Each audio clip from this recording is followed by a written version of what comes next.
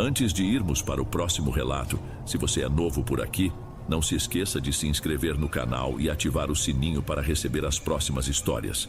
Sua presença é importante e seu apoio é essencial. Bem, vamos continuar.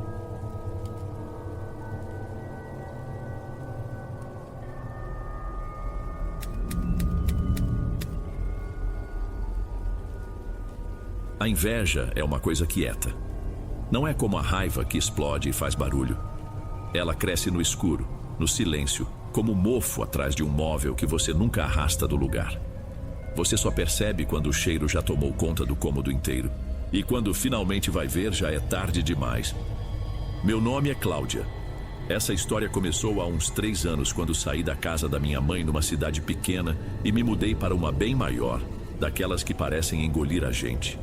Meu plano era simples: trabalhar, juntar um dinheiro e, quem sabe, um dia voltar a estudar. Consegui um quarto num pensionato para moças, um sobrado antigo, bem cuidado por uma senhora chamada Dona Daniela. Minha vida era aquilo: ir do pensionato para o trabalho, do trabalho para o pensionato. Eu arrumei um emprego como auxiliar em um pet shop que também tinha uma clínica nos fundos. Era um lugar movimentado, sempre com cheiro de desinfetante e o som de algum cachorro latindo. Comecei fazendo o básico: limpava as gaiolas, ajudava a dar banho nos bichos, atendia o telefone. A dona, doutora Geralda, era uma mulher justa. Ela viu que eu me esforçava, que prestava atenção nos detalhes, e aos poucos foi me dando mais responsabilidades. Foi quando a atenção de outra pessoa se voltou para mim: Mônica. Ela era a recepcionista principal, trabalhava lá há anos e tinha a fama de ser a melhor vendedora. Ganhava comissão por cada produto ou serviço que indicava e levava isso muito a sério. Desde o início eu senti algo estranho vindo dela. Quando a doutora Geralda estava por perto, Mônica era toda sorrisos. Mas era só a chefe virar as costas que o rosto dela se fechava, ficava com uma cara de nada. Eu não ligava para a competição, meu objetivo era só fazer meu trabalho direito. E parece que os clientes sentiam isso. Comecei a receber elogios pelo jeito que eu tratava os animais, pela paciência que eu tinha para explicar as coisas. Cada elogio que chegava aos ouvidos da doutora Geralda era como uma pequena pedra atirada contra a janela de Mônica. Eu via a mandíbula dela ficar tensa, os dedos apertando a caneta com mais força. Ela não dizia nada, só observava. E era essa observação silenciosa que começou a me incomodar. A situação estourou numa segunda-feira. Mônica precisou sair para uma consulta e a doutora Geralda me pediu para ficar na recepção. Naquele dia, por coincidência, apareceram vários clientes antigos, daqueles que gastam bem. Eu fiz meu trabalho, vendi alguns pacotes de ração premium, agendei uns banhos e tosas. Quando Mônica voltou, no meio da tarde, encontrou a planilha de comissões com meu nome em várias linhas. Ela não me disse uma palavra. O silêncio dela parecia mais alto que qualquer grito. No fim do expediente, quando eu já estava juntando minhas coisas para ir embora, ela se aproximou da minha mesa. O sorriso no rosto dela era tão falso que chegava a dar um arrepio. Cláudia, você pode me dar uma mãozinha? A voz dela era melosa, quase um sussurro. Chegou um lote novo de um vermífugo e preciso conferir no estoque. É pesado. Eu hesitei por um instante. Queria ir embora. O dia tinha sido longo, mas negar um pedido tão simples pareceria implicância da minha parte. Claro, respondi, forçando um sorriso de volta. Segui Mônica até o fundo da loja para o depósito. Era um cômodo abafado, cheio de prateleiras altas e sacos de ração empilhados, com uma única lâmpada amarelada pendurada no teto. Assim que entrei, ouvi o estalo seco da porta se fechando atrás de mim. Meu corpo enrijeceu. Ela se virou lentamente. O sorriso tinha sumido. No lugar, havia uma cara de nojo, de desprezo, que me deixou sem ar. Sem dizer nada, ela tirou um pequeno envelope de papel pardo do bolso do jaleco. Antes que eu pudesse processar o que estava acontecendo, ela rasgou a ponta e, com um sopro rápido e preciso, lançou um pó escuro e fino direto no meu rosto. A primeira sensação não foi de dor, mas de surpresa. Era uma poeira seca que arranhou meus olhos abertos. Em um segundo, a surpresa virou agonia. Uma queimação violenta explodiu na minha pele como se tivessem jogado pimenta ou ácido no meu rosto. Meus olhos começaram a arder de um jeito insuportável e o ar que eu puxava para dentro parecia rasgar minha garganta. Vamos ver se essa sua carinha bonita e essa sua sorte continuam te ajudando agora. Ela sussurrou a voz baixa e satisfeita. Eu me afastei dela às cegas, tropeçando em uma caixa com as mãos no rosto.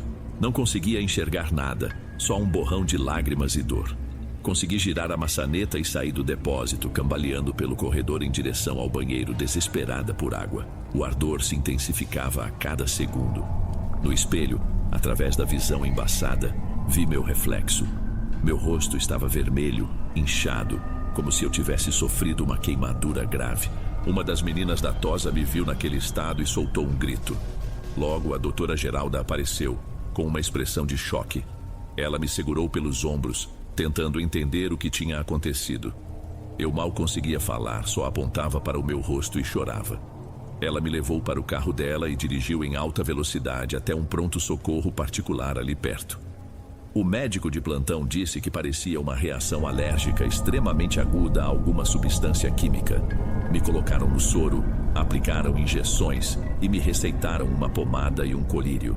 Saí de lá tonta, com a pele do rosto latejando e o sussurro de Mônica me dando um calafrio que ecoava na minha cabeça. Voltei para o pensionato de táxi, sentindo o olhar do motorista pelo retrovisor cada vez que eu me mexia desconfortável no banco. Dona Daniela, a senhora que administrava o lugar, me viu entrar e levou a mão à boca. Minha melhor amiga, Denise, que morava no quarto ao lado, desceu as escadas correndo. Foi ela quem me ajudou a subir, me deu um copo d'água com açúcar e passou o resto da noite aplicando os cremes que o médico receitou. Naquela primeira noite eu mal dormi. A pele do meu rosto queimava e coçava ao mesmo tempo, uma sensação de deixar qualquer um louco. Eu me levantava a cada 20 minutos para lavar o rosto com água fria, mas o alívio durava pouco. Pela manhã, quando a luz do sol entrou pela janela, eu me olhei no espelho do banheiro e o que vi me fez recuar. As manchas vermelhas estavam mais escuras e, pior, pequenas bolhas de pus tinham começado a brotar no meu queixo e ao redor do nariz. Achei que era parte da reação, que logo ia passar, mas não passou, piorou. Tive que ligar para a clínica e dizer que não podia ir trabalhar. A doutora Geralda foi compreensiva, mas eu sentia a hesitação na voz dela. Os dias seguintes se tornaram um borrão de dor e vergonha.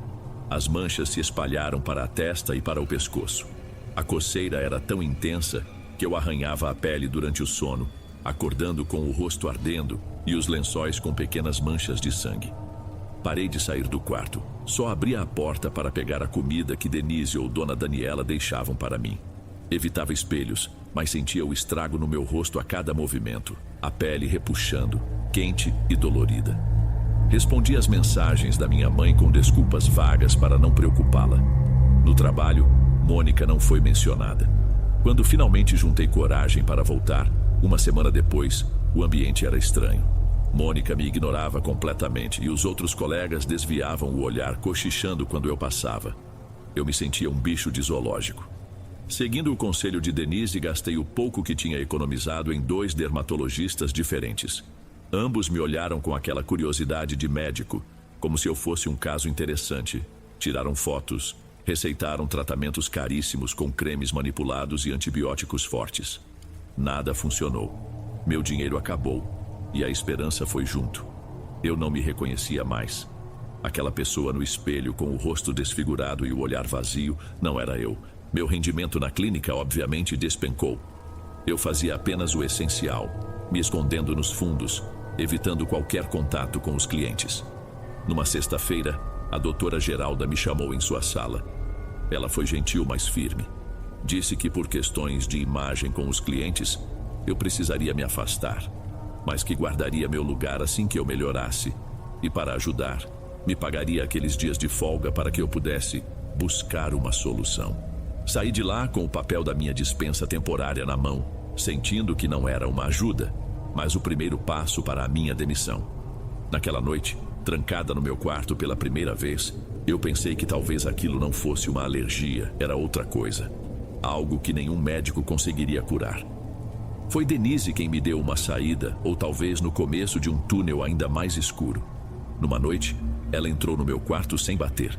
Eu estava sentada no escuro para não ter que ver meu reflexo no vidro da janela. Ela se sentou na beirada da minha cama. Cláudia, a gente vai ter que tentar uma coisa diferente. Ela disse a voz baixa e séria. Minha avó lá do interior, sempre que alguém adoecia de um jeito esquisito, que médico nenhum dava jeito, ela procurava uma senhora, uma benzedeira. Eu virei o rosto para ela, incrédula. Uma benzedeira, Denise? Minha voz saiu rouca. Eu não acredito nessas coisas, isso é desespero. Ela me cortou, mas sem agressividade. E é o que a gente tem agora. Conheço uma que dizem ser muito boa. Fica pra lá de uma cidade vizinha. Pelo menos a gente tenta. O que mais a gente pode perder? Ela estava certa. O que mais eu poderia perder? Eu já tinha perdido meu rosto, meu emprego, minha vontade de viver. A vergonha de procurar algo assim era menor que o medo de continuar daquele jeito para sempre. Eu concordei com um aceno de cabeça. No sábado seguinte, bem cedo, minha mãe chegou de viagem. Denise tinha ligado para ela, contado tudo. O choro silencioso dela ao me ver foi mais uma facada no meu peito. As duas me acompanharam. Pegamos um ônibus que nos deixou na rodoviária de uma cidade menor e de lá um outro, uma linha circular que ia para os bairros mais afastados. Descemos num ponto final, em frente a uma estradinha de terra batida e avermelhada. Andamos por uns 15 minutos debaixo de um sol forte. O lugar era quieto, com casas simples e muito mato. Finalmente, chegamos a um portão de madeira, de onde se via uma casa pequena, com paredes de um branco já encardido pelo tempo e umas plantas finas e compridas que pareciam lanças verdes, enfileiradas na entrada. Havia algumas pessoas esperando sentadas em um banco de madeira do lado de fora. O clima ali era de um respeito silencioso. Quando nos aproximamos do portão, a porta da casa se abriu. Uma mulher de cabelos grisalhos, presos num coque e rosto marcado por muitas rugas, apareceu. Ela não olhou para minha mãe, nem para Denise. Seus olhos, pequenos e muito vivos, vieram direto para mim. Ela me analisou por um instante e um suspiro cansado saiu de seus lábios.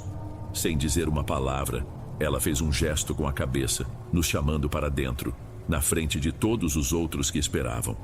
Naquele momento eu soube que ela via muito mais do que as feridas no meu rosto. O interior da casa era simples, quase vazio. Cheirava a uma mistura de ervas secas e fumaça de vela. Dona Dita, a benzedeira, me levou para um quartinho nos fundos, onde havia apenas um banquinho de madeira e uma bacia de ágata no chão.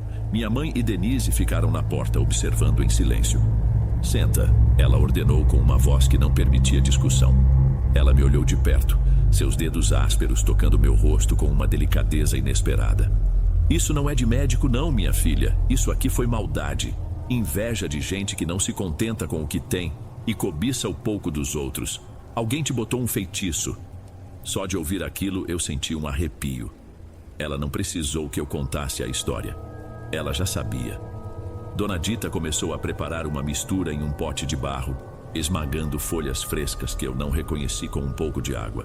O cheiro forte e verde invadiu o cômodo. Ela me pediu para tirar a blusa e começou a passar aquele preparado gelado no meu rosto, no pescoço e nos ombros, enquanto murmurava palavras baixas e rápidas, uma reza que parecia antiga que eu não entendia. A cada toque eu sentia como se pequenas farpas estivessem sendo arrancadas de dentro da minha pele. Ao final me deu um saco de pano com mais ervas. Você vai ferver isso e tomar banho do pescoço para baixo por 7 noites seguidas, instruiu ela, me entregando o pacote. Não pense na pessoa que te fez isso. O mal que te mandaram agora vai procurar o caminho de volta. Fique quieta no seu canto e não deseje nada a ninguém. Saí de lá exausta, mas com uma fagulha de esperança. Durante aquela semana, segui as instruções à risca. A cada banho com as ervas, sentia a queimação e a coceira diminuírem. As manchas foram clareando, as bolhas secando, até que no 7º dia minha pele estava quase normal, apenas com uma leve vermelhidão onde antes havia feridas. Voltei para a clínica numa segunda-feira morrendo de medo. Assim que entrei, dei de cara com Mônica. A expressão no rosto dela ao me ver foi uma mistura de choque e fúria contida. Ela abriu a boca para dizer algo, mas não saiu som algum. Eu apenas assenti com a cabeça e fui para o meu posto. Dava para sentir a tensão no ar o dia todo. Aconteceu no meio da tarde. Mônica estava atendendo uma senhora, explicando sobre um tipo de shampoo antipulgas. De repente, ela parou de falar no meio da frase. Seus olhos se arregalaram. Ela levou a mão ao próprio rosto e começou a se arranhar com uma urgência desesperada. Tá coçando, tá queimando, ela falou alto, a voz esganiçada. A cliente deu um passo para trás, assustada. Dr. Geralda correu para ver o que estava acontecendo. Em questão de segundos, vergões vermelhos e grossos começaram a brotar na pele do rosto e do pescoço de Mônica, exatamente como os meus tinham sido. Ela choramingava, se arranhando sem parar como um animal enlouquecido. Foi uma cena horrível, pública e rápida. Dr. Geralda e outro funcionário a levaram para os fundos. 20 minutos depois, Mônica saiu pela porta dos fundos, sem olhar para trás, e nunca mais voltou. Ninguém nunca soube explicar o que aconteceu. Falavam em surto psicótico, alergia fulminante. Mas eu sabia, eu tinha visto o mal encontrar o seu caminho de volta. Nas semanas que se seguiram, uma calma estranha tomou conta de tudo. Na clínica, ninguém mais tocou no nome de Mônica. Dr. Geralda contratou uma nova recepcionista, Letícia, uma moça falante e simpática que ajudou a aliviar a tensão do ambiente. No pensionato, a vida também voltou ao normal. Voltei a conversar com as outras moradoras na cozinha, a rir das piadas de Denise. Eu estava curada. Tentei me convencer de que tudo tinha acabado. Mas no fundo algo me dizia que não era tão simples. A lembrança da cena de Mônica se arranhando, o som da voz dela. Aquilo não era justiça. Era algo feio, violento. Era como se, ao rebater a maldição, eu tivesse soltado algo no mundo. E esse algo não tinha ido embora. Tinha apenas ficado para trás. Comecei a notar coisas pequenas na clínica. Ferramentas que sumiam de uma gaveta e apareciam em outra. Portas que eu tinha certeza de ter fechado, mas que encontrava abertas. Um dia, a máquina de tosa parou de funcionar sem motivo nenhum. E no minuto em que o técnico chegou para consertar, ela voltou a ligar sozinha. Eu comentava com Letícia, que ria e dizia que o lugar tinha uma energia esquisita. Eu não achava graça. Então as coisas começaram a afetar os seres vivos. Um cachorro dócil, cliente antigo, de repente ficou agressivo e tentou morder a doutora Geralda. Outro animal, um gato, adoeceu de uma hora para a outra com uma febre que nenhum exame conseguia explicar. Ele morreu 2 dias depois. Eu sentia um calafrio constante na nuca, a sensação de estar sendo observada mesmo quando estava sozinha na sala de estoque, o mesmo lugar onde tudo começou. Certo dia encontrei Letícia na copa passando a unha com força na nuca. Nossa, que coceira esquisita! Ela reclamou. Parece picada, mas não tem marca nenhuma. Ela se coçou por mais 1 minuto e depois deu de ombros, esquecendo o assunto. Na hora não dei importância, mas aquilo foi o primeiro aviso. O verdadeiro terror, no entanto, veio numa noite de terça-feira. Eu e Denise estávamos no quarto dela, vendo um filme no notebook. Ela estava quieta e notei que levava a mão à bochecha de vez em quando, coçando o local distraidamente. "O que foi?" perguntei, pausando o filme. "Ah, nada." Ela respondeu sem tirar os olhos da tela. "Só uma picada de mosquito que não para de coçar. Tá ardendo um pouco." Meu sangue gelou. Pedi para ela virar o rosto para a luz. E lá estava. No meio da bochecha dela, uma mancha vermelha, pequena e levemente inchada. Exatamente como a minha tinha começado. O formato, a cor, o jeito que a pele parecia irritada ao redor. Era idêntico. Eu a encarei, com o coração disparado. O filme continuava passando, mas eu não ouvia nada. Só o eco da voz de Dona Dita na minha cabeça. O mal vai procurar o caminho de volta. Ela não disse que ele iria parar ao encontrar o destino. Ele tinha batido em Mônica e, como não podia ficar nela, ricocheteou. E agora, como um parasita sem hospedeiro, estava procurando o alvo mais próximo de mim. Minha melhor amiga. A pessoa que tinha me salvado. A culpa me bateu forte, me deu um nó no estômago. Aquilo não tinha acabado. Eu não tinha me livrado da maldição. Eu apenas a passei para frente. O pânico tomou conta de mim. Eu precisava agir e rápido. Olhei para Denise, que ainda coçava a bochecha com uma expressão de incômodo, alheia ao verdadeiro horror da situação. Eu não podia contar a verdade. O pânico dela só alimentaria o que quer que fosse aquilo. "Denise, escuta", falei, tentando manter a voz firme. Isso é igual ao que eu tive, exatamente igual. Deve ser alguma coisa aqui na casa, sei lá, um fungo, algo na água. Mas eu sei o que fazer. Fica aqui, não coça. Só tenta não pensar nisso. Eu vou resolver. Ela me olhou confusa, mas a urgência na minha voz a convenceu. Deixei-a com uma compressa de chá de camomila no rosto e saí, dizendo que ia a uma farmácia de 24 horas. Mas eu não fui. Peguei o primeiro carro por aplicativo que encontrei e dei o endereço da estradinha de terra, rezando para que a velha senhora me atendesse àquela hora da noite. Dona Dita abriu a porta como se estivesse me esperando. Seu rosto estava sério, sem a compaixão da primeira vez. Eu sabia que você voltaria, disse ela me dando passagem. O mal não se contentou.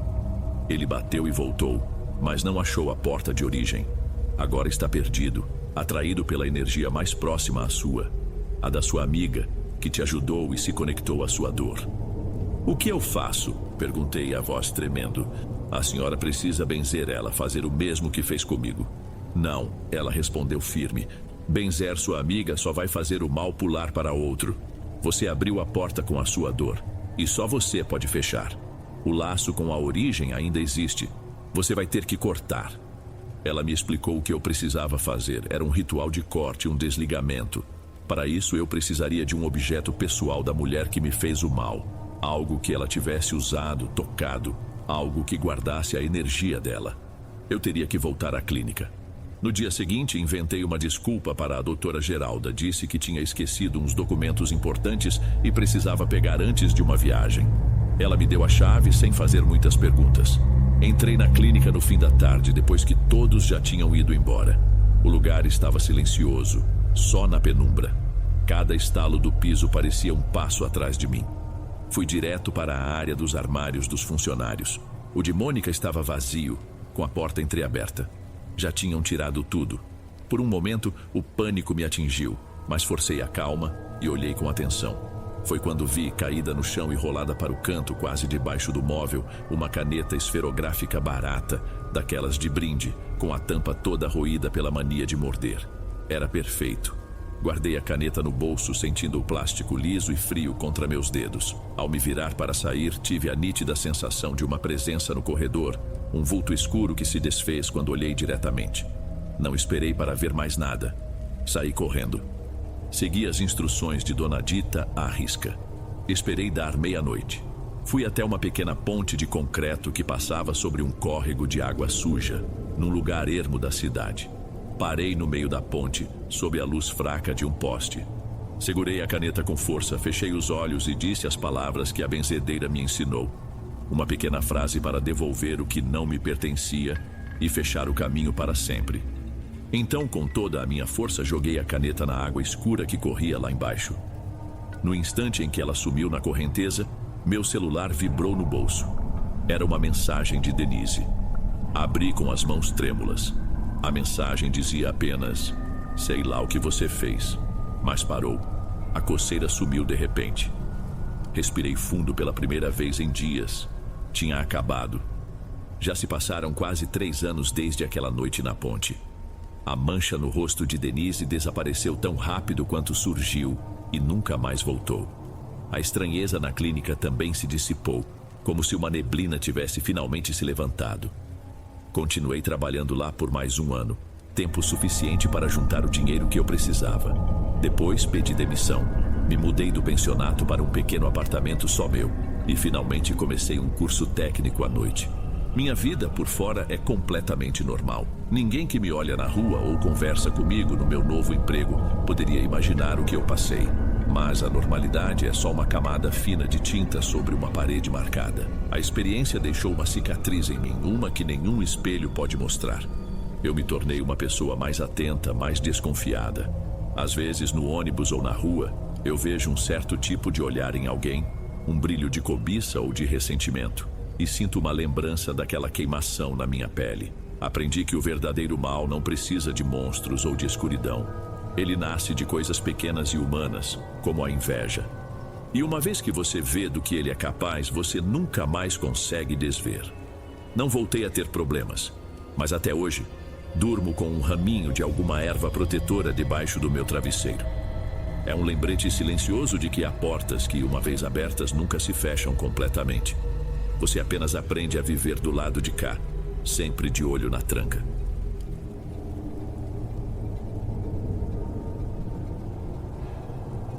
Antes de irmos para o último relato, se ainda estiver por aqui, comente o horário que está assistindo. Gosto de saber quem assiste os relatos até o final. Bem, vamos continuar.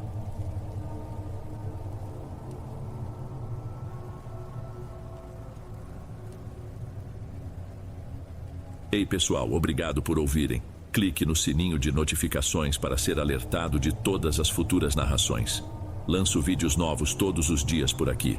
Espero te ver nos próximos. Agora na tela vou deixar outros 2 bons vídeos que sei que irão gostar. Te vejo por lá.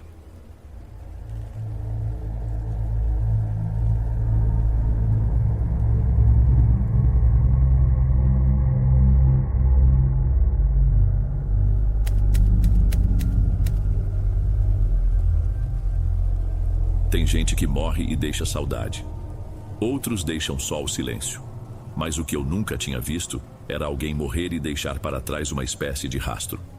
Uma mancha escura no lugar onde costumava andar. Boa noite, Dom. Meu nome é Agenor.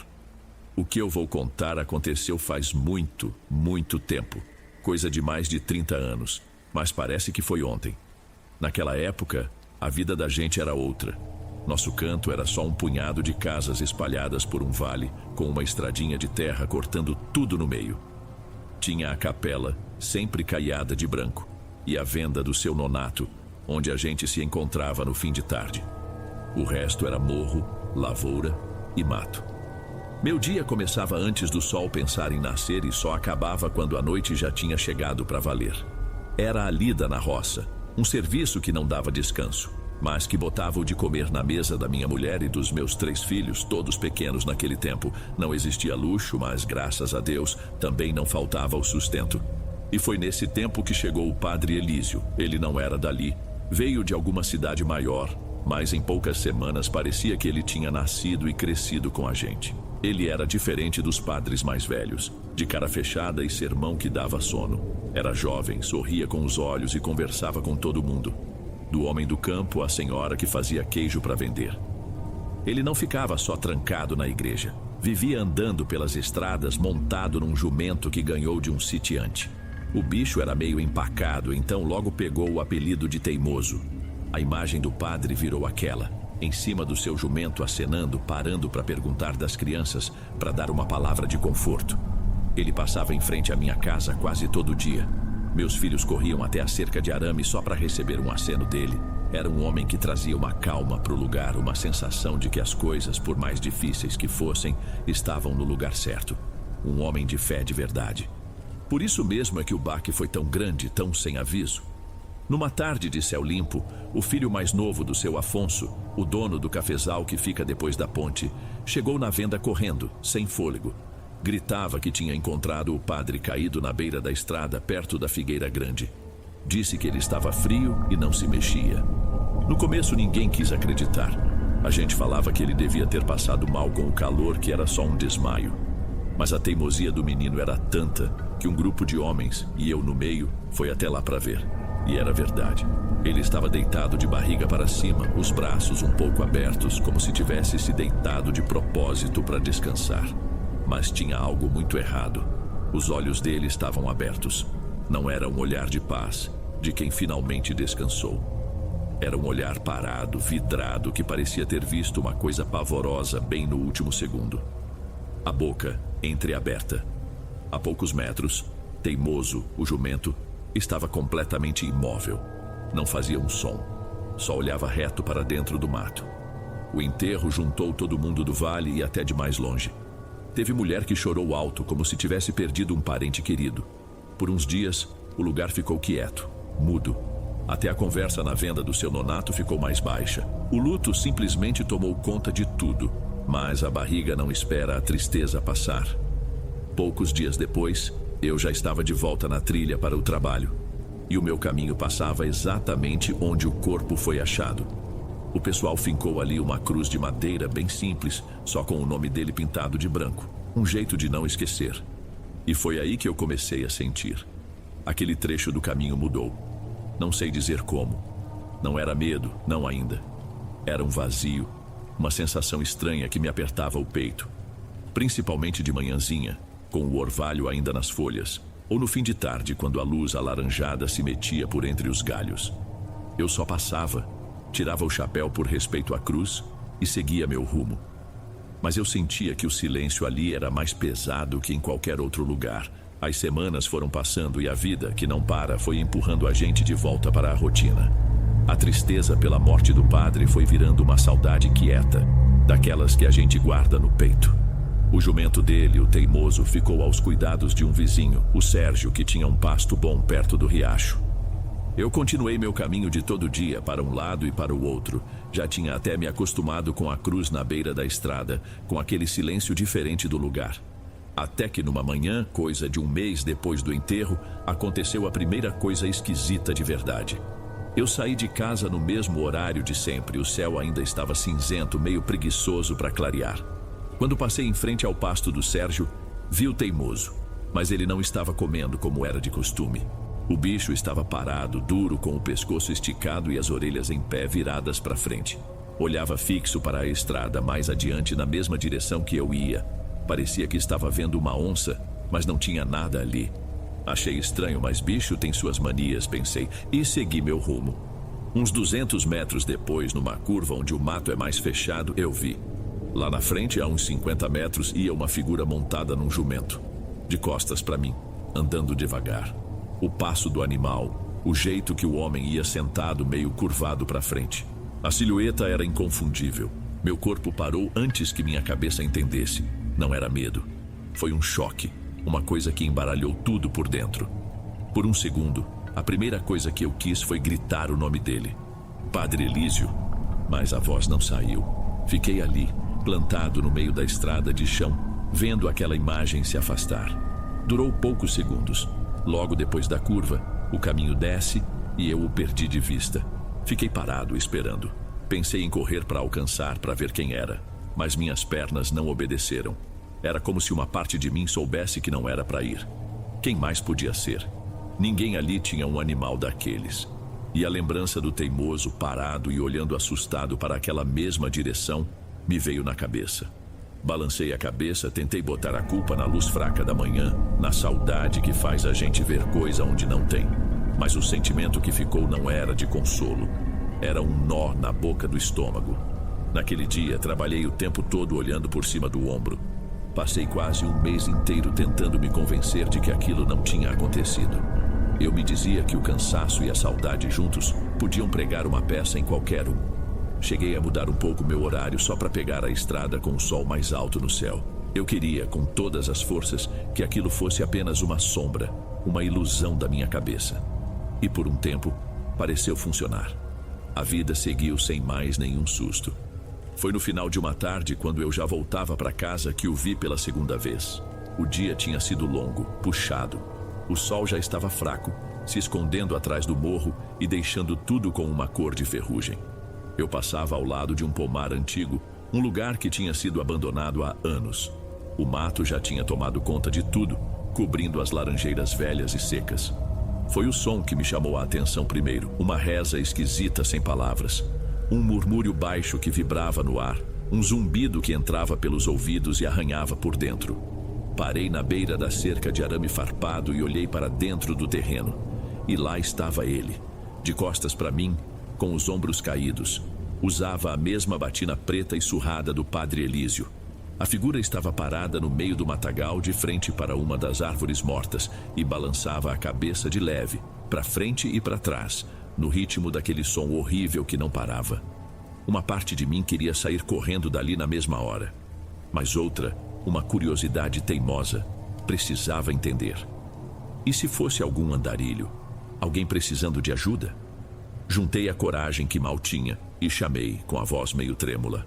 Com licença, o senhor está bem? Precisa de alguma ajuda? A figura não se mexeu, nem 1 milímetro.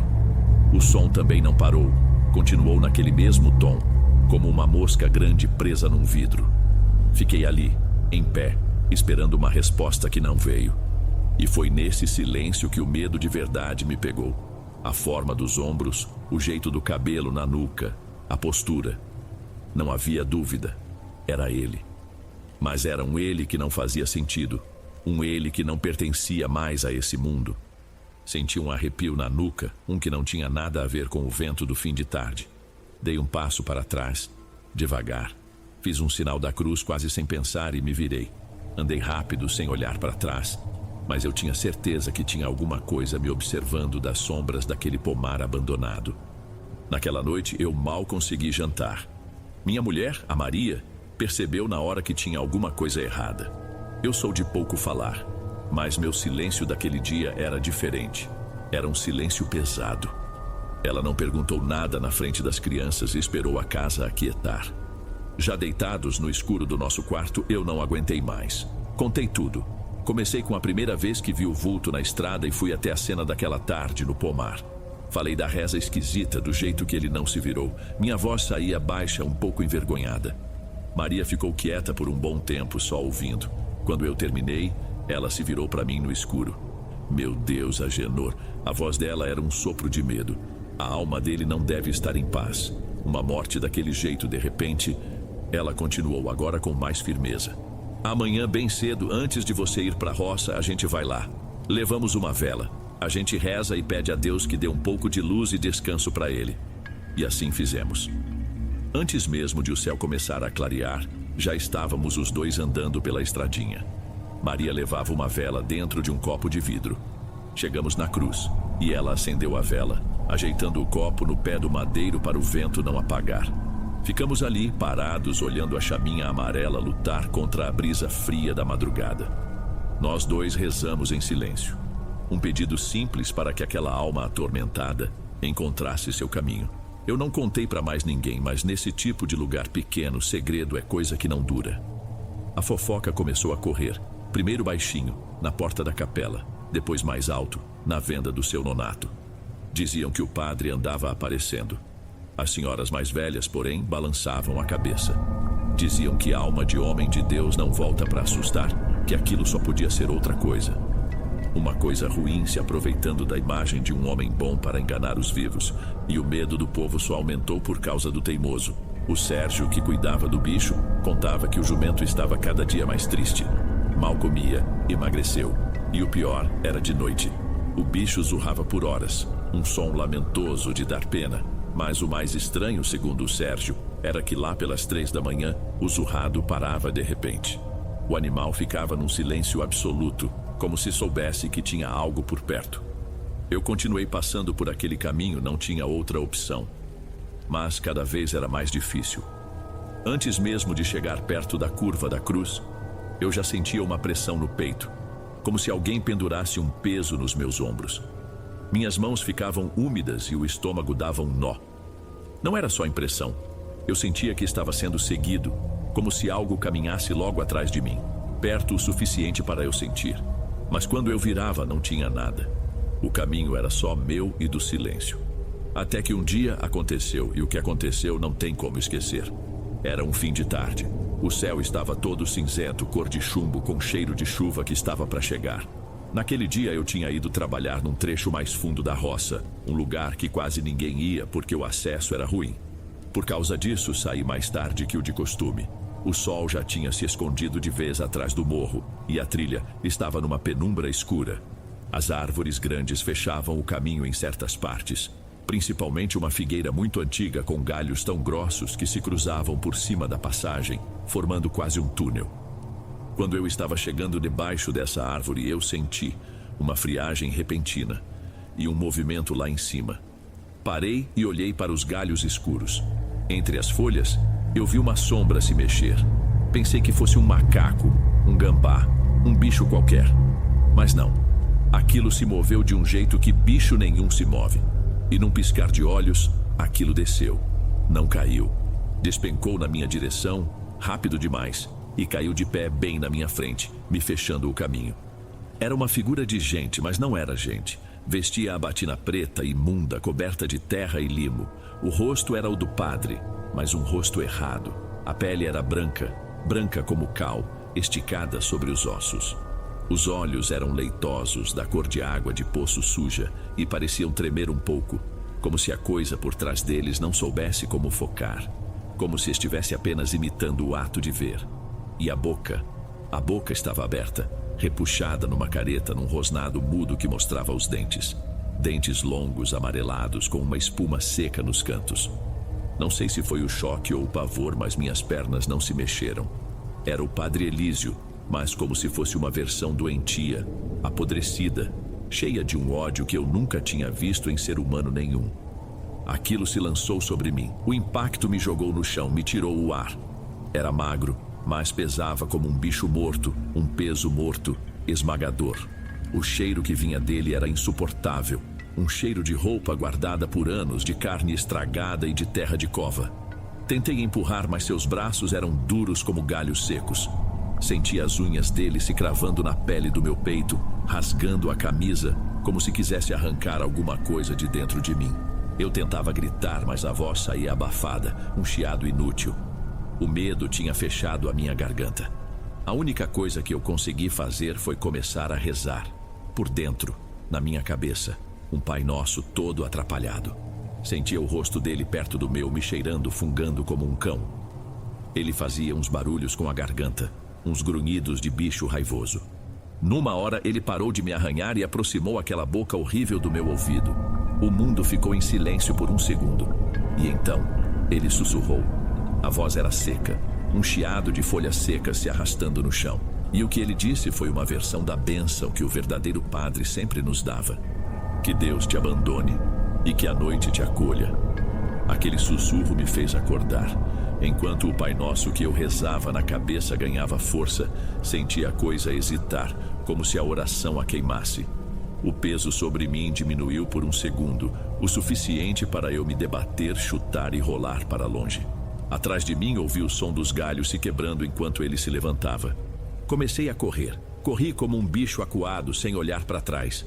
O sangue martelava nos meus ouvidos. Lá na frente vi a luz de uma lamparina, vinda do rancho de uns companheiros que ainda estavam por ali. Gritei com toda a força que ainda tinha no meu pulmão, um grito rasgado de pura agonia. Eles me ouviram, vi as silhuetas deles vindo na minha direção com facões na mão. Assim que os vi, minhas pernas cederam. Eu desabei no chão, chorando como uma criança. Um choro alto, sem vergonha. Eu tremia da cabeça aos pés, incapaz de falar uma palavra. Eu só sabia que o que andava naquele caminho não era a alma do padre. Era outra coisa. O que me aconteceu naquela tarde não tinha como ficar em segredo. Quando os homens me ajudaram a levantar e me levaram de volta, eu era a prova viva do horror. Ia tremendo, com a roupa rasgada e o rosto sujo de terra e choro. Eu mal conseguia formar as frases, mas contei o que vi, o que me atacou. Não precisei dizer que era um fantasma ou um demônio. Eu só disse que uma coisa com o rosto do padre tinha se atirado sobre mim, que queria me levar. Naquela mesma noite, a notícia se espalhou como fogo em palha seca. O medo, que antes era só uma fofoca, virou uma certeza. Ver o meu estado, os arranhões no meu peito e o pavor nos meus olhos, calou a boca de qualquer um que ainda duvidasse. O medo deixou de ser só meu, virou de todo mundo. No dia seguinte, um grupo de homens, os mais corajosos, foi até o caminho. Voltaram de lá com o rosto pálido. Disseram que não encontraram bicho nenhum, mas que o chão debaixo da figueira estava todo remexido, como se tivesse havido uma briga feia. Encontraram até um pedaço da minha camisa enroscado num galho. Todos concordaram que o ar do lugar era doentio, que tinha uma quietude ali que não era de paz. Foi então que decidiram que era preciso fazer alguma coisa. Falaram com o padre novo, um senhor que vinha de outra cidade para rezar a missa uma vez por mês. Ele era um homem sério, mais distante que o padre Elísio, mas quando ouviu o relato, entendeu a gravidade da situação. Ele concordou em benzer o caminho. Numa manhã de domingo, depois da missa, formou-se uma pequena procissão. O padre ia na frente com o coroinha segurando o pote de água benta e o povo ia atrás, rezando baixo. Ele andou por toda a estrada, borrifando a água e recitando orações em latim que a gente não entendia. Quando chegou debaixo da figueira, ele demorou mais. Benzeu a árvore, o chão, o ar. Depois, ainda foi até a casinha vazia, onde o padre Elísio morou e benzeu tudo por lá também. Além disso, organizaram várias missas em nome do padre falecido. Fizeram na nossa capela e até em comunidades vizinhas, onde ele também era conhecido. Era um esforço desesperado de todo mundo para tentar limpar não só o caminho, mas a própria memória do homem bom que ele tinha sido, separando a imagem dele daquela coisa que a gente agora sabia que estava usando o seu rosto. E o que aconteceu com o teimoso, o jumento do padre, foi o que deixou a história toda ainda mais triste. Aquele bichinho que o Sérgio cuidava foi definhando. Depois que benzeram o caminho, a aparição do padre nunca mais foi vista por ninguém, mas parece que o mal já tinha deixado sua marca no animal. Ele parou de comer. Passava o dia inteiro parado perto da cerca, olhando na direção da estrada, como se esperasse alguém voltar. Uma manhã, o Sérgio o encontrou deitado, quieto. Tinha morrido durante a noite, sem doença, sem barulho. Muitos disseram que foi de saudade. Eu não sei. Mas acredito que os bichos sentem coisas que a gente não enxerga. E aquele jumento com certeza sentiu a falta do seu dono de verdade e talvez o horror do que andava usando seu rosto. Desde o dia em que fui atacado, eu nunca mais vi nada naquele caminho. Não vi a silhueta, não vi a coisa que pulou da árvore. Mas demorei semanas para voltar a passar por ali sozinho. Eu dava uma volta enorme, chegava em casa muito mais cansado, mas preferia o cansaço ao medo. Só depois que benzeram a área e que o tempo passou foi que criei coragem. E mesmo assim, por muito tempo, eu andava rápido, sempre olhando para os lados. Foi a primeira e única vez na vida que uma coisa dessas me aconteceu. As marcas dos arranhões no meu peito sararam, mas o medo deixou uma cicatriz por dentro, uma que não some nunca. Uma experiência daquelas muda a gente. Hoje sou um homem velho e desde aquele dia nunca mais saí de casa sem me benzer. Carrego sempre uma medalha benta no pescoço porque, por mais que o tempo passe, a gente não esquece aquele momento em que achou que não ia voltar para casa. Eu nunca vou esquecer aquele rosto, aqueles olhos. E até hoje, às vezes, quando o sol está se pondo e eu passo pela cruz na beira da estrada, a sensação ruim já foi embora há muito tempo. Mas de vez em quando, se eu olho de relance por um segundo, me parece ver uma mancha escura ali perto da cruz. Não a sombra do padre, é o contorno de um jumento. Pequeno, imóvel, a cabeça baixa, como se esperasse por um dono que nunca mais vai voltar por aquele caminho.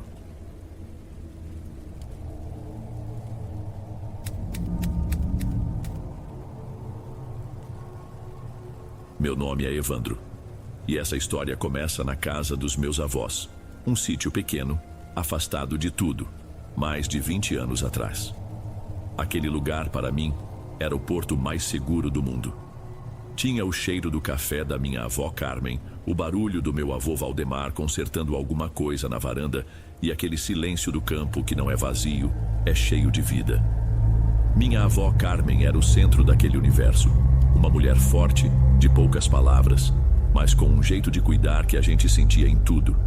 E ela tinha uma coisa que, na época, eu achava que era só mais uma de suas manias. Ela lia as cartas. Não era nada místico, pelo menos não parecia. Ela não atendia vizinhos nem cobrava por isso. O baralho dela, um maço de cartas ciganas já amarelado e mole de tanto uso, era uma ferramenta. Ela abria as cartas na mesa da cozinha sempre no fim da tarde para saber de coisas práticas. Se a chuva vinha forte demais, se a geada ia queimar a horta, ou se algum parente distante que mandava pouca notícia estava precisando de alguma coisa. Meu avô, um homem que só acreditava no que podia pegar com as mãos, nunca a contrariou. Acho que ele entendia que aquele era o jeito dela de colocar ordem no mundo. Ela via o que precisava, agradecia em silêncio, juntava o monte e guardava tudo numa caixinha de madeira que não tinha mais nem verniz. Era um ritual dela, um santuário particular que ninguém ousava perturbar. E foi justamente ali, no lugar mais seguro que eu conhecia, que tudo começou a desandar. A mudança não veio de uma vez. Foi aos poucos, como uma infiltração que ninguém percebe até a parede inteira estar manchada. Minha avó começou a ficar mais quieta.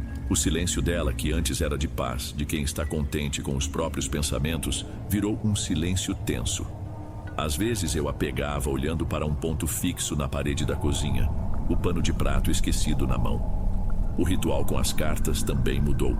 Ela hesitava antes de pegar a caixinha de madeira. As mãos, que antes eram tão firmes, agora pareciam não querer tocar no baralho. Ela já não abria as cartas com a mesma tranquilidade. Parecia que estava cumprindo uma obrigação e uma que ela temia. A primeira fissura de verdade, o momento em que até eu, um menino, entendi que algo estava muito errado, foi numa noite de quinta-feira. Acordei com sede e fui pé ante pé até a cozinha. A luz da lua entrava pela janela, um facho pálido que cortava a escuridão e iluminava a minha avó, sentada à mesa. Ela não estava dormindo. Estava imóvel, apenas olhando para as cartas espalhadas à sua frente. Não havia curiosidade no seu rosto, só um cansaço profundo, um tipo de medo conformado. Fiquei parado na soleira da porta, sem coragem de chamar. Algo me dizia para não interromper. Voltei para a cama e fingi que não tinha visto nada. Na manhã seguinte, quando entrei na cozinha, senti um nó no estômago. O baralho continuava ali, sobre a mesa, exatamente como ela havia deixado. Era a primeira vez na vida que eu via aquilo. Era uma quebra de regra tão fundamental que o dia inteiro pareceu esquisito. Mais tarde ouvi meu avô falando baixo com ela enquanto achava que eu estava distraído no quintal. "De novo, Carmen?" A voz dele era um sussurro preocupado. "Ela não me dá sossego, Valdemar." A resposta da minha avó foi tão baixa que quase não ouvi. Mas a forma como ela disse aquilo, sem força, como quem confessa uma derrota, ficou comigo. Quem era ela? A pergunta me deu um tipo diferente de medo. Um medo que tinha nome de gente.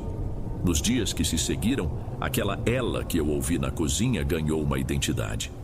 Minha avó começou a falar dela com meu avô, não mais em sussurros, mas com uma voz cansada, que parecia ter desistido de lutar. Ela a chamava de a mulher, às vezes, a mulher de preto. Aos poucos, pelos pedaços de conversa que eu pescava, comecei a montar a imagem na minha cabeça. Minha avó contava que no começo via essa mulher nos sonhos, parada longe, entre as árvores que cercavam o sítio. Usava um vestido escuro, comprido, e o rosto era a pior parte. Ela dizia que não dava para focar, que era como uma fumaça, um borrão que te causava uma aflição só de tentar enxergar. Meu avô no início tentava argumentar, dizia que era cansaço, coisa da idade, mas a convicção dele foi se esfarelando. A firmeza na voz da minha avó era assustadora. Ela não falava como quem descreve um pesadelo, falava como quem descreve o vizinho que acabou de passar na estrada. O medo deixou de ser algo noturno e passou a invadir os dias.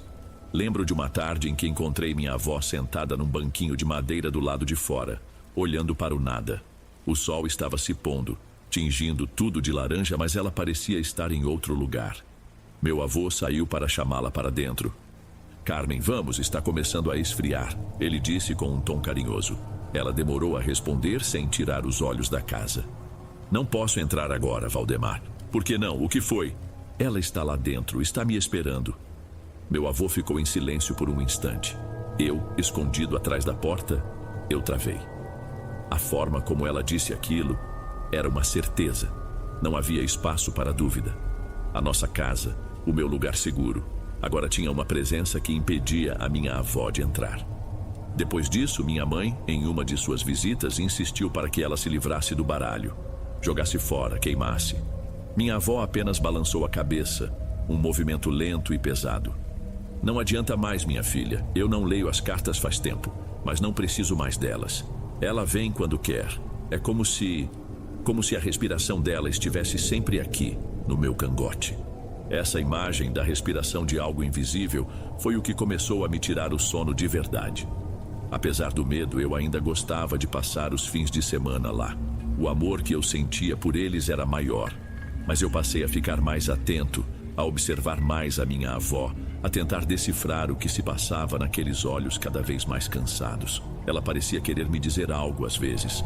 Começava a me fazer umas perguntas estranhas sobre os meus sonhos, se eu já tinha visto algo que não sabia explicar. Eu sempre desconversava, dizia que não. Tinha medo da resposta que ela poderia me dar.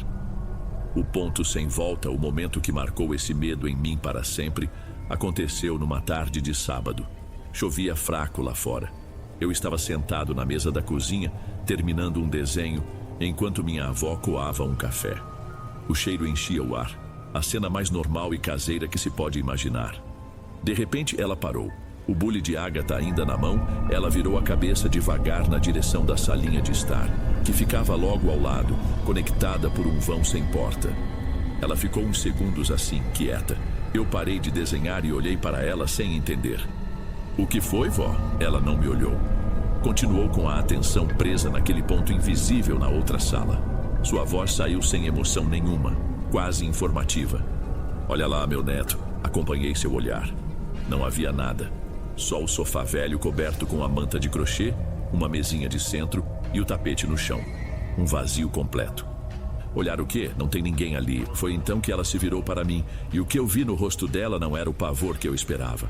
Era uma espécie de constatação terrível, uma clareza que dava medo.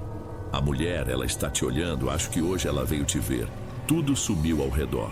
O barulho da chuva, o cheiro do café, tudo sumiu. Só existia a voz da minha avó e o espaço vazio para onde ela apontava. Meus olhos ardiam de tanto que eu forçava a vista, procurando qualquer coisa, uma sombra, um movimento. Mas não havia nada, e isso era o pior. A certeza dela transformava aquele nada na coisa mais assustadora que eu já tinha enfrentado. Eu não conseguia me mexer. Sentia como se mãos invisíveis me segurassem na cadeira. Depois de um tempo que pareceu uma eternidade, ela piscou lentamente, como se despertasse de repente. Olhou para o bule em sua mão e continuou a coar o café, o vapor subindo novamente. "Pronto, já foi", ela disse com a mesma voz neutra. Eu não falei mais nada. Não consegui. Naquela tarde, eu entendi. Aquele horror não era mais só da minha avó. De algum jeito, ela tinha me colocado dentro da história. E pela primeira vez, tive medo não do que eu via, mas do que podia estar me vendo de volta. Meu avô Valdemar nunca foi homem de acreditar em assombração. Para ele, o mundo se resumia ao que o sol iluminava e ao que a enxada podia cortar. Se você não podia ver e tocar, não existia. Por isso, o que aconteceu com ele foi talvez a parte mais terrível de tudo. Porque se até ele viu, então ninguém mais podia duvidar. Ele guardou para si por um tempo, tentando encontrar uma lógica que não existia. A primeira vez foi num fim de tarde. Ele tinha se recostado no sofá da sala, aquele que ele mesmo tinha feito à base com tiras de plástico trançado, um trabalho rústico, mas que ele adorava. Contou depois para a minha mãe que estava naquele estado de quase sono quando os olhos pesam, e foi nesse momento que ele viu, passando na sua frente, vindo do corredor em direção à cozinha, uma mulher. Não foi um vulto, ele fez questão de frisar. Ele a viu com clareza. Uma mulher alta, magra, de vestido escuro, caminhando devagar, sem pressa. Ele não conseguiu ver o rosto, mas viu o movimento do corpo, o tecido do vestido balançando. Ele ficou ali, sentado, sem se mexer, apenas acompanhando a figura com os olhos até ela sumir pela porta da cozinha. Ele disse que o coração dele disparou, mas ele não se levantou. Ficou um bom tempo parado, tentando convencer a si mesmo de que tinha sido o sono. Mas ele sabia que não tinha. A certeza veio dias depois. Minha avó tinha ido com a minha mãe a uma consulta médica na cidadezinha e ele ficou sozinho em casa para cuidar dos bichos. Ao voltar para dentro, ele disse que sentiu na hora que o ambiente estava diferente. Um silêncio que zumbia no ouvido. Ao passar pelo corredor, viu que a porta do quarto deles estava entreaberta. E lá dentro, ele a viu de novo. Era a mesma mulher. Desta vez, ela estava de costas, parada bem no meio do quarto. Imóvel. Apenas existindo ali, no lugar mais íntimo da casa. Meu avô parou na mesma hora. Ele descreveu uma pressão no peito, uma força que o empurrava para trás, que dizia para ele não dar mais nenhum passo. O ar pareceu ficar mais denso, e ele sentiu uma tontura leve, como se o chão tivesse se inclinado. O instinto dele, o instinto de um homem que passou a vida inteira no campo, foi mais forte. Sem pensar duas vezes, ele deu meia volta, saiu de casa e fechou a porta. Não quis confrontar, não quis chamar. Algo dentro dele sabia que não devia. Ele esperou do lado de fora, sentado na varanda, até minha avó e minha mãe chegarem. Quando entraram os três juntos, não havia mais ninguém. A porta do quarto estava fechada, como ele tinha deixado. Depois desse dia, meu avô Valdemar não era mais um cético. Ele era um homem com medo. A noite que quebrou de vez o meu avô começou sem nenhum aviso. Ele me contou meses depois que acordou no meio da madrugada sentindo o quarto gelado. Não era um frio comum de inverno. Era uma ausência de calor que parecia vir de dentro das paredes. Ele abriu os olhos no breu e a primeira coisa que fez foi se virar para olhar a minha avó. E foi quando ele viu que não estavam sozinhos na cama. Deitada de conchinha com a minha avó, abraçando-a por trás, havia uma sombra. Ele me disse que não era só escuridão. Era uma sombra que tinha peso, que afundava o colchão. Imitava a forma de uma pessoa, mas era mais longa, mais fina. De onde estava, ele conseguia ver o perfil do que seria o rosto da coisa, colado na nuca da minha avó. Era um rosto de um branco acinzentado, como cera velha. E os olhos estavam abertos. Era um brilho parado e úmido, ele disse, como os de um bicho na estrada, refletindo uma luz que não vinha de lugar nenhum. Meu avô ficou um tempo sem conseguir processar o que via. A mente dele se recusava a aceitar. Mas então, a coisa se mexeu. Lentamente, uma mão saiu daquela massa escura. Era uma mão de dedos compridos e finos, que se ergueu no ar por um segundo antes de pousar com uma delicadeza que dava arrepio sobre o peito da minha avó, bem em cima do coração. Aquele toque foi o que despertou meu avô do choque. O puro medo o jogou para fora da cama. Ele não gritou. Tateou a parede no escuro, desesperado, procurando o interruptor. Quando o encontrou, a luz amarelada da lâmpada inundou o quarto, fazendo-o piscar com força. Quando ele focou o olhar na cama de novo, não havia mais nada. Só a minha avó, dormindo de lado, ressonando baixinho. Ela não tinha se mexido com o solavanco dele na cama. Não tinha acordado com a luz forte no rosto. Ele se aproximou, o coração quase saindo pela boca, e a tocou no ombro. "Carmen, você está bem?" Ela abriu os olhos com uma lentidão dolorosa, o olhar turvo. Olhou para ele sem realmente enxergar e murmurou qualquer coisa sobre só querer dormir. Meu avô não dormiu mais naquela noite. Ficou sentado na beirada da cama com a luz acesa até o dia clarear, olhando para a esposa e sabendo que ela estava sendo tocada, sendo sugada por algo que ele não podia combater. Aquilo não era mais uma suspeita ou uma visão. Ele tinha visto. E foi a primeira vez que sentiu um medo verdadeiro, não pela casa, mas por ela. No dia seguinte, ele contou tudo para a minha mãe, cada detalhe. A luta não era mais só da minha avó. Depois daquela noite, a casa virou o centro de uma luta que já estava perdida. Minha mãe e minhas tias se revezavam. A primeira tentativa foi com a medicina. Levaram minha avó a todos os médicos que encontraram, fizeram exames que ela nunca tinha feito na vida. O resultado era sempre o mesmo: um cansaço profundo, uma anemia leve, mas nada que explicasse o estado em que ela se encontrava, o jeito que ela estava se apagando. Como os médicos não adiantaram nada, a família se voltou para a fé. Passaram a rezar o terço na sala toda a noite. Um padre da paróquia vizinha veio benzer a casa com água benta, mas o gesto pareceu vazio, inútil. Era como jogar um copo d'água num incêndio. A sensação na casa não mudava. Pelo contrário, parecia que toda essa movimentação só deixava a presença, o que quer que fosse, mais forte, mais atrevida. O último recurso veio da boca de uma vizinha, uma rezadeira, uma senhora muito idosa que morava num sítio mais isolado ainda. Minha mãe e meu avô, já sem esperança nenhuma, levaram minha avó até lá. A mulher, segundo minha mãe contou, pediu para ficar a sós com ela por um instante. Olhou nos olhos da minha avó, segurou suas mãos e depois chamou minha mãe e meu avô para fora. A velhinha foi direta com a tranquilidade de quem já viu muita coisa nesta vida. Disse que minha avó, na sua inocência de querer cuidar dos seus, tinha mexido onde não devia. Que as cartas, para ela, eram uma porta. E que algo muito antigo e faminto tinha atendido ao chamado. Esse ser tinha se enroscado na vida dela como uma erva daninha. E agora estava se alimentando de sua força, sugando sua vida aos poucos. Por isso o cansaço, por isso o olhar vazio. Minha mãe, desesperada, perguntou o que podiam fazer. A resposta da rezadeira foi o fim de toda a esperança. Agora, minha filha, não há mais o que fazer. Se tivessem vindo antes, talvez. Mas a raiz já está funda demais. Esse ser não vai largar o que conseguiu. O que resta é ficar perto, dar amor e rezar para que a passagem dela seja em paz. Minha avó faleceu 2 meses depois, numa manhã de domingo. Foi se apagando aos poucos, como uma vela no fim, até que a chama simplesmente sumiu. Ela partiu na cama dela, no quarto dela, na casa que por tanto tempo foi seu refúgio e que virou sua prisão. Enterramos minha avó.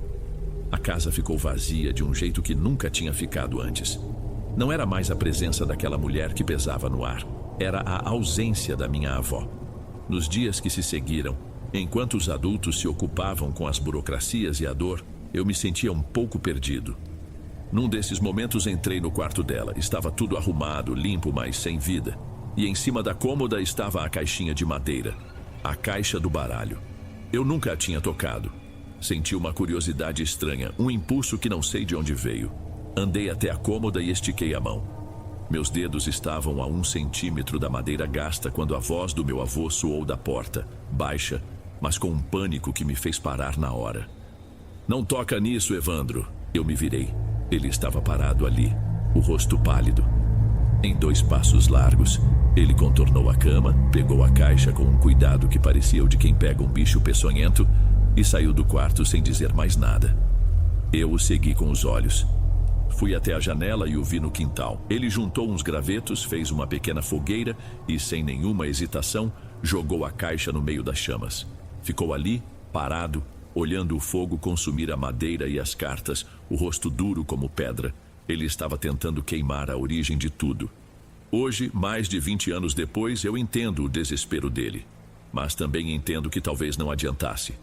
O baralho era a porta, mas a porta, uma vez aberta, mostra o caminho. Lembro da voz da minha avó naquela tarde chuvosa, dizendo que a mulher tinha vindo me ver, que estava me olhando. Meu avô queimou as cartas, mas não podia queimar a minha memória. E a dúvida que me assombra até hoje é essa. A ligação foi cortada quando o fogo apagou? Ou uma nova foi criada ali, naquela cozinha? Às vezes, no silêncio do meu quarto, quando sinto um frio repentino sem ter janela aberta, acho que no fundo, acho que já sei a resposta.